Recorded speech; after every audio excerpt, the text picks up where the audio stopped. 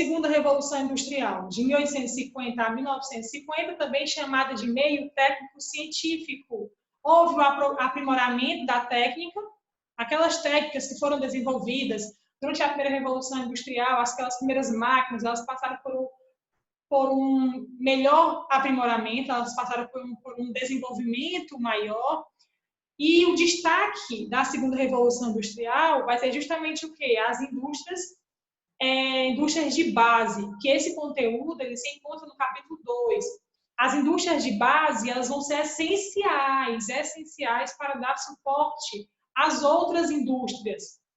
Então, as indústrias siderúrgicas, metalúrgicas, petroquímicas, automobilísticas, elas vão ser essenciais para fabricar, para produzir o mínimo de infraestrutura para outras indústrias e para a sociedade, para que outras indústrias também surjam e se desenvolvam. Vamos observar também, na segunda Revolução Industrial, a substituição do ferro pelo aço. O ferro era extremamente caro, certo? Difícil de manusear, difícil de se trabalhar, de fato, de transformar. E surge aí o aço. O aço ele vai ser importantíssimo, porque o aço ele vai ser mais maleável e mais barato. Então, a partir da utilização do aço, surgem também outras ferramentas, outros meios de nós utilizarmos, nós consumirmos, outros meios de consumo, como, por exemplo, os produtos, como é que eu posso falar? Os produtos eletrônicos e eletrodomésticos surgem a partir da utilização do aço. Então, o aço ele vai ser essencial. A geladeira, o fogão, o micro-ondas, por quê? A máquina de lavar e etc. Né? Então, em tudo nós vamos encontrar praticamente o aço, porque ele é mais maleável, ele é mais barato e tem outros fatores também que ele vai ter mais vantagem para ser trabalhado. Fonte de energia daquela época, o petróleo e a energia elétrica. Tá? Durante o século XIX, foi descoberto o petróleo na Pensilvânia, nos Estados Unidos. Os Estados Unidos vai ser o berço da segunda Revolução Industrial. A partir do uso do petróleo, a partir da descoberta do petróleo, vai ser desenvolvida a partir da descoberta do petróleo, vai ser desenvolvido outros meios de transportes, até mesmo outros meios mais automóveis, de fato, né, passam a ser desenvolvidos utilizando o petróleo como combustível e o petróleo também para a energia elétrica. Então, teve também a descoberta da energia elétrica, que vai ser essencial, vai ser importantíssimo para o desenvolvimento do capital. A energia elétrica ela vai permitir o surgimento aí dos telégrafos, do telefone, também dos elevadores, que vão permitir a verticalização das cidades, certo? Então, assim, a energia elétrica ela vai revolucionar o nosso modo de vida, não só o modo de produção, mas também o nosso modo de vida.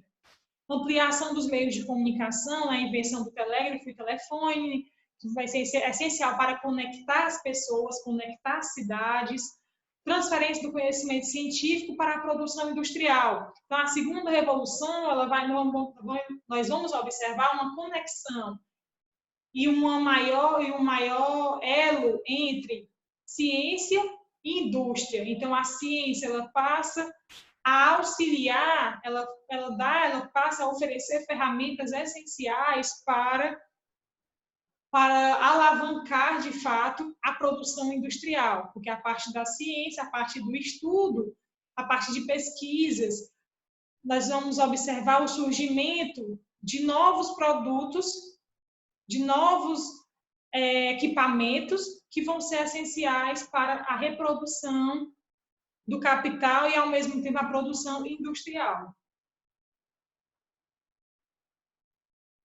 Durante a segunda Revolução Industrial, no início do século XX, surge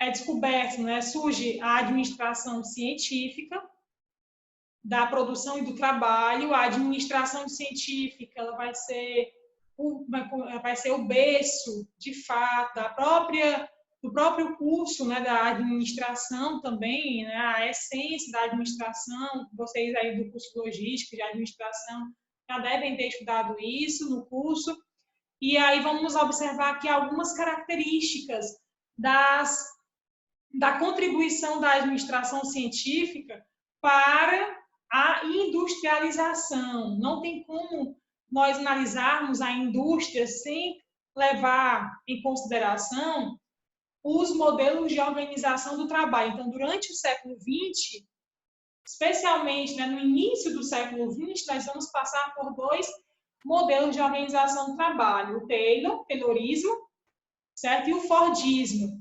O Taylorismo, ele marca o início do século XX, vai marcar o sistema de produção, ele vai ser essencial para organizar a indústria, organizar o trabalho interno, ao mesmo tempo organizar a gestão de pessoas, organizar o mercado e a relação entre empresa e mercado consumidor. Então, vamos observar que esses modelos de organização do trabalho vão ser essenciais para as transformações que ocorrerão na indústria, ao mesmo tempo na sociedade, nos trabalhadores e etc. O Taylorismo, principais características, né? Separação do trabalho por tarefas e níveis hierárquicos. Segundo Taylor, ele nos faz compreender a necessidade de ter um mínimo de organização do trabalho, da produção, e que é necessário uma divisão do trabalho, uma especialização do trabalho na produção. Então, cada trabalhador vai exercer uma função. Ou seja, a minha função é colocar os faróis do carro. Então, eu vou passar o dia inteiro colocando somente os faróis do carro, certo? Então, já nos faz compreender o quê? Que eu não vou ter o conhecimento mínimo do resto da produção. Racionalização da produção, ou seja, a preocupação com a matéria-prima, a preocupação com o tempo, a preocupação com como é que eu posso falar? Com a divisão das tarefas e etc. Controle do tempo também, que é muito importante, né? O controle, a produção, produzir mais em um menor tempo e ao mesmo tempo reduzir, como também reduzir os desgastes, reduzir os problemas que possam afetar diretamente a fábrica e a produção. Estabelecimento de níveis mínimos de produtividade, aqui também entra a competição, havia esse incentivo à competição, à promoção na empresa, ou seja, aqueles que conseguiam atingir a meta, que conseguiam produzir mais, ganhariam uma promoção, ganhariam um extra no salário e etc. O Fordismo, ele vai ser a própria evolução do Taylorismo, ele vai se destacar nos Estados Unidos, especialmente a partir do século XX, a partir da década de 20, e vamos observar algumas características que se assemelham com o Taylorismo, mas como nós podemos observar, vai acontecer o quê? O aprimoramento das ideias de Taylor nas fábricas do Henry Ford. Na própria fábrica Ford, nós vamos observar as ideias de Taylor sendo aprimoradas. Produção e consumo em massa, ou seja, o objetivo de Ford, produzir em grande escala para um maior número de pessoas, para o consumo em massa, e que essa produção exigiria uma extrema especialização do trabalho, ou seja, no Ford vai acontecer de forma mais expressiva a especialização do trabalho, porque tanto uma pessoa vai fazer uma função, como também ela tem que fazer aquela função o mais rápido possível. Ou seja, o que vai se destacar no Fordismo também são os movimentos repetitivos. O filme Tempos Modernos faz uma forte crítica às ideias de Ford, justamente por quê? Porque as pessoas elas passavam horas e horas, né, uma carga horária excessiva, produzindo e, ao mesmo tempo, exercendo apenas um movimento. E, naquela época, o que importava não era o seu conhecimento, não era o seu intelecto, o que importava era você ter 2 braços e 2 pernas, e que esses membros fossem essenciais para a produção. Se você não tinha um braço, então vai afetar a produção. Aquilo não, você seria excluído. Por isso que algumas ideias de Ford eram bastante rígidas, certo? E duras. Rígida padronização de produção. Como a ideia dele era produzir em massa, consumo em massa, então era lógico que para ele era necessário padronizar a produção. Por quê? Padronizando a produção, sairia mais barato e a produção seria mais rápida. Ou seja, só vai ser produzido carro na cor preta. E aí, produzir o carro na cor preta é mais rápido também a secagem. E, ao mesmo tempo, essa padronização, o objetivo de Ford era atingir o maior número de pessoas o mais rápido possível. Então, ficaria mais fácil padronizar os produtos e também especializar a função dos trabalhadores. O que marca também o Fordismo é a linha de montagem, a esteira e a distribuição dos empregados e cada empregado exercendo aquela sua especialidade. A linha de montagem é muito expressiva nas ideias de Ford. Como vocês podem ver nessa imagem, todos os carros iguais, pretos, com as mesmas características. Esse modelo é chamado de modelo T, ou também modelo bigode. E aqui mostra a fábrica, né, como era. Cada funcionário exercendo uma função, e ali passava o carro, né, a estrutura do carro, o chassi, o motor, e aí cada um iria montando, fazendo a sua função. As ideias de Ford, só para a gente focar aqui e compreender, em 1808, o americano Henry Ford iniciou a fabricação do modelo T em escala industrial, era o começo da linha de produção, como vocês podem ver nas imagens. Os empregados exercendo aqui as suas funções, aqui o Charlie Chaplin também fazendo uma crítica aos movimentos repetitivos, e aqui nós vamos observar mais características do Fordismo. Primeiro, defeitos no produto só eram identificados no final da linha de montagem. Como não havia um controle, não havia um estudo aprofundado, não havia essa preocupação com a qualidade do produto, os defeitos só eram identificados no final. Isso gerava o quê? Um grande prejuízo para a fábrica, porque ela tinha que descartar aquele produto. A empresa fabricava muitas das peças que compunham o seu produto. Isso também acaba sendo um pouco complicado, por quê? Porque a empresa, ao invés de se especializar em apenas um tipo de produção, ela acaba demandando tempo em outras etapas da produção daquele produto final, certo? Para não faltar peças, estas eram produzidas em excesso, gerando grandes estoques. Esses grandes estoques foram grandes problemas para o Fordismo no século XX. E, ao mesmo tempo, para o próprio declínio do Fordismo.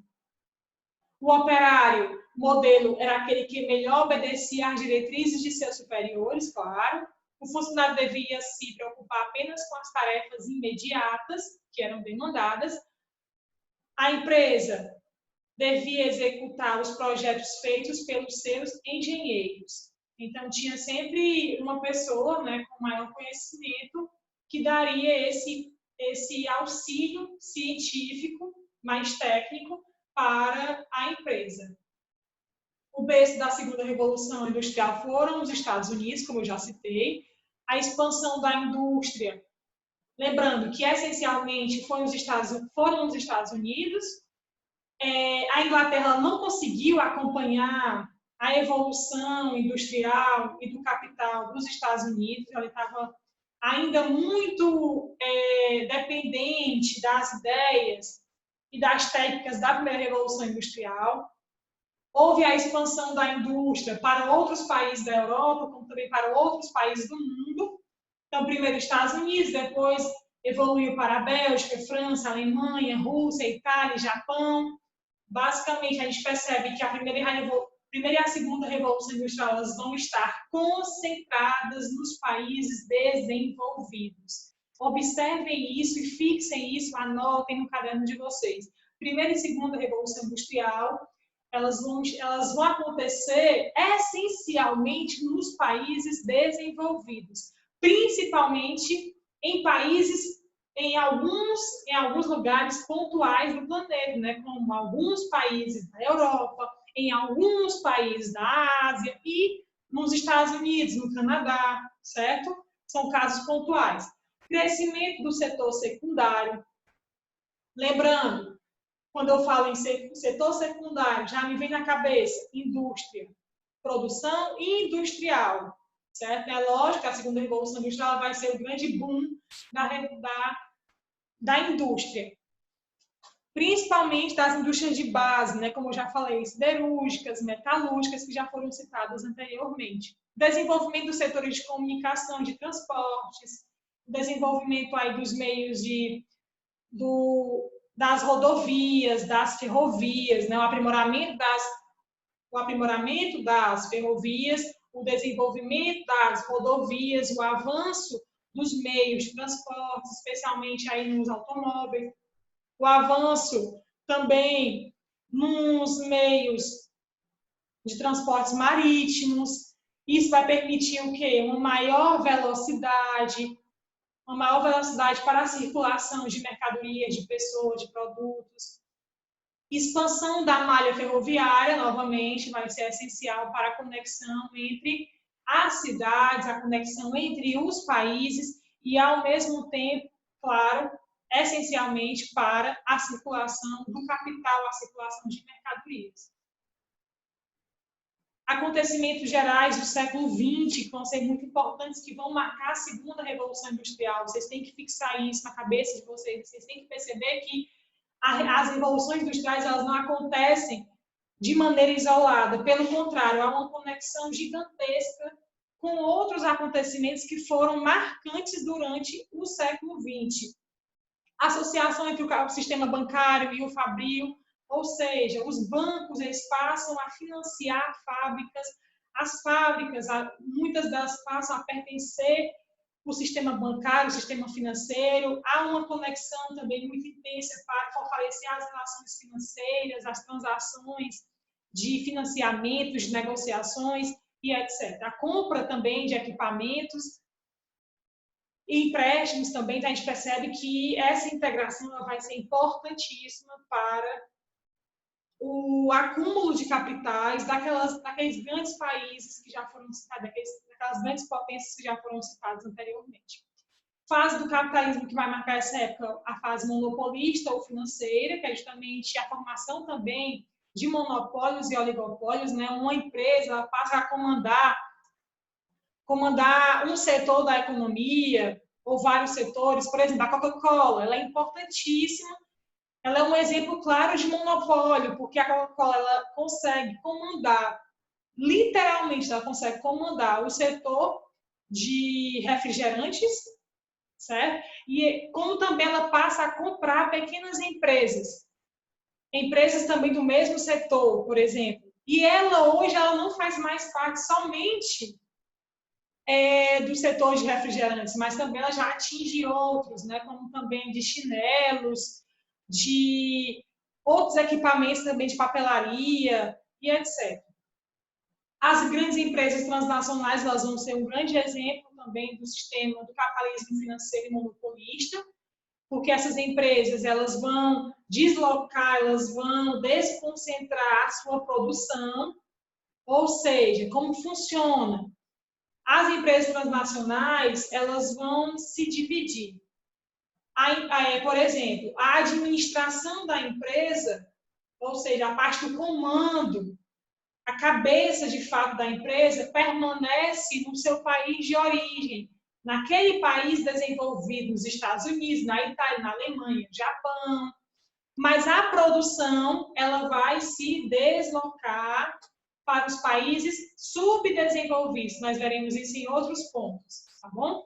Então, essa produção se desloca e, ao mesmo tempo, essas grandes empresas se beneficiam do mercado consumidor daquele país que vai acontecer a produção, como também ela se beneficia de leis trabalhistas e ambientais mais fragilizadas, menos rígidas e dos recursos naturais. Quer mais benefícios do que isso? Então, fora a isenção fiscal, fora que muitas delas não pagam impostos. E aí vamos observar isso em outros pontos. Imperialismo, oligopólios, pessoal, um grupo de empresas que comandam, tá? Oligopólios é um exemplo disso. É um exemplo de como fosse 3 empresas comandam o setor de higiene, tá bom? Ou o setor de frios. Então, a gente percebe que há a formação de oligopólios. Grandes empresas se juntam para comandar toda uma produção e todo o mercado consumidor. Imperialismo e neocolonialismo, como vocês podem ver nessas imagens aqui, a divisão, a partilha da África, ela vai acontecer também durante o século XIX até o século XX, ela vai ocorrer e vai gerar graves problemas para a África e, ao mesmo tempo, essa partilha da África, ou neocolonialismo, que é o novo colonialismo, ele vai ser muito forte até ao ponto de ser um dos antecedentes da Primeira Guerra Mundial. Eu quero que vocês fixem nisso, certo? Então, o imperialismo, que é também justamente essa ideia da expansão dos mercados consumidores, a exploração de mão de obra, a exploração dos recursos naturais. Então, isso vai continuar acontecendo durante o início do século XX pelos europeus nos países subdesenvolvidos, especialmente na África. E aqui essa imagem representa muito bem a Primeira Guerra Mundial, a Guerra das Trincheiras, Grande Depressão de 29, que vai ser justamente a própria crise do liberalismo econômico, que vocês verão isso mais profundamente, de forma aprofundada, no conteúdo do terceiro ano. Aqui são exemplos de monopólios, certo? A Globo, o Grupo Globo. Muitos imaginam que a Globo ela esteja apenas na TV, né? Nos jornais, é uma grande emissora que produz novelas, filmes, séries, e etc. Né? Programas de jornais, programas de rádio, não. Ela ocupa vários lugares, várias funções, né? Em diversos lugares.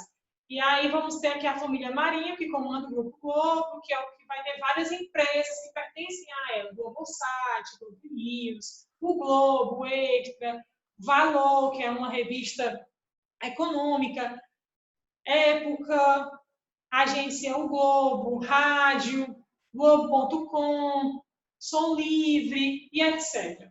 E aqui são outros exemplos de empresas também que são muito importantes para a economia global e são exemplos de oligopólios e de monopólios. Melhor, mais de monopólios, porque elas comandam várias empresas menores.